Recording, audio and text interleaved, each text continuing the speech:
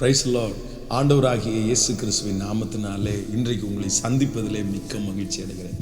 இந்த நாள் உங்களுக்கு மிகவும் ஒரு ஆசீர்வாதமான நாளாக உங்களுக்கு அமையட்டும். நம்ம ஒரே ஒரு வசனத்தை வாசிக்கலாம். மத்தேயு எழுதின சுவிசேஷம் 14ஆம் அதிகாரத்திலே 30-31 வசனத்தை நம்ம வாசிக்க போகிறோம். 14ஆம் அதிகாரம் 30-31. காற்று பலமாக இருக்கிறதை கண்டு பயந்து அமிழ்ந்து போகையில், ஆண்டவரே என்னை ரட்சியும் என்று கூப்பிட்டான். உடனே இயேசு கையை நீட்டி அவனை பிடித்து, அற்ப விசுவாசியே, ஏன் சந்தேகப்பட்டாய் என்றார். நன்றாய் கவனிங்கள் ஆண்டவருடைய பிள்ளைகளே.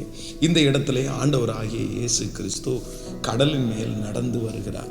அப்பொழுது படகுலே பேதுரு இருக்கிறார். அவர் சொல்லுகிறார், ஆண்டவரே நீரே ஆனால் நானும் இந்த கடலில் நடந்து வரட்டுமா அப்படின்னு கேட்ட உடனே கர்த்தர் சொல்லுகிறார், தாராளமாக வா அப்படின்னு ஆண்டவர் கூப்பிட்டார். உடனே ஆண்டவரை நோக்கி பிரயாணம் பண்ணின அந்த மனுஷன் கப்பலிலிருந்து இறங்கி இப்பொழுது கடலிலே நடக்க ஆரம்பிக்கிறான். கொஞ்ச தூரம் அவன் ரொம்ப அழகாய், ஐயோ நானும் கடலில் நடக்கிறேனே, அவனுக்கு ரொம்ப ஆச்சரியமாக இருக்குது, பிரமிப்பாக இருக்குது. அவன் இதுவரையிலும் கடந்து போகாத, யாருமே செய்யக்கூடாத ஒரு பாதையிலே ரொம்ப அழகாய் கடந்து போகிறான். ஆனால் சில நிமிடங்கள் தாண்டின உடனே இப்பொழுது ஒரு சத்தம் வருது, ஐயோ ஆண்டவரே நான் மடிஞ்சு போகிறேன் அப்படின்னு ஒரு சத்தம் கேட்கிறது. உடனே ஆண்டவர் அவனுடைய கரத்தை பிடித்து தூக்கி விட்டு, அற்ப விசுவாசியே நீ ஏன் சந்தேகப்பட்ட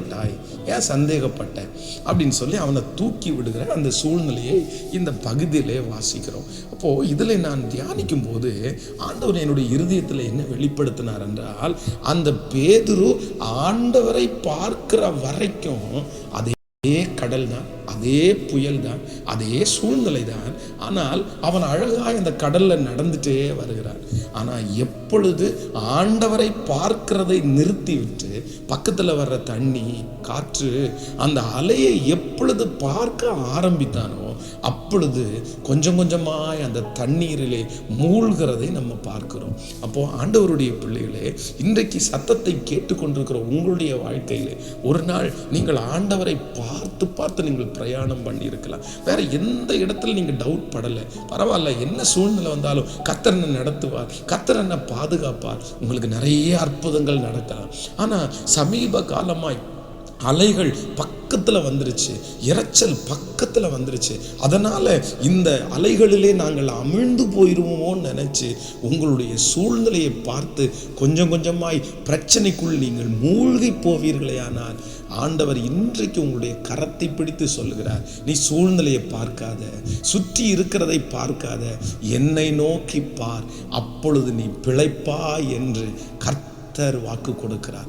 உங்களுடைய யாரோ ஒருத்தருடைய வாழ்க்கை சூழ்நிலை எல்லாமே எதிராக இருக்கலாம், எல்லாமே உங்களுக்கு விரோதமாக இருக்கலாம்.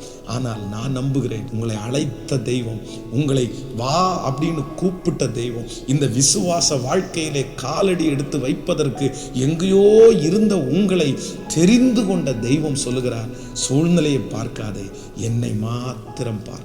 இன்றைக்கு உங்கள் பிரச்சனைக்கு தீர்வு கர்த்தரை பாருங்கள். இந்த சூழ்நிலையை பார்க்க மாட்டேன், இந்த மனுஷனை பார்க்க மாட்டேன். அவர்கள் அவரை நோக்கி பார்த்து பிரகாசம் அடைந்தார்கள், அவர்கள் முகங்கள் வெட்கப்பட்டு போனதே இல்லை. ஆமேன். தகப்பனே, இன்றைக்கு இந்த சத்தத்தை கேட்கிறவனுடைய பிள்ளைகளுக்காய் ஜெபிக்கிறேன்.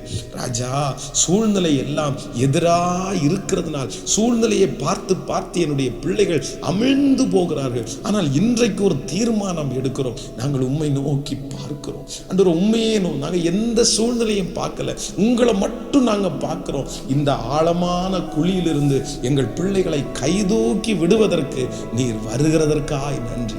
இந்த நாள் உம்முடைய பிள்ளைகளுக்கு மிக ஆசீர்வாதமாய் அமையட்டும். இந்த நாளில் எங்கள் பிள்ளைகள் என்னென்ன செய்கிறார்களோ அது அப்படியே நடக்கட்டும். இயேசுவின் மூலம் ஜெபம் எடுக்கிறோம் நல்ல பிதாவே. ஆமென், ஆமென். God bless you. ஆண்டவர் உங்களை ஆசீர்வதிப்பார். Praise the Lord.